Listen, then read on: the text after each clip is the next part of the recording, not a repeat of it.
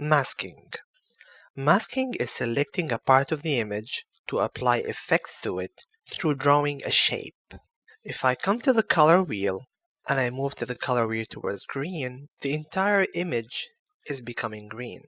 But if I draw a mask on the image, let's take a circular mask, just put it somewhere here, and now push the image towards green, you'll notice that the color is being applied to the area inside the mask. You can change the feathering of the mask so it won't be so obvious. You can change the shape of the mask and the position. You can have many shapes of masks, and you can draw your own mask also. And you can have gradient masks.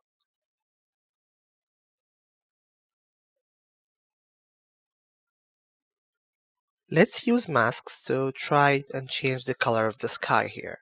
I'm going to increase the saturation, bring a gradient mask. Notice that I can also draw any shape that I want as a mask.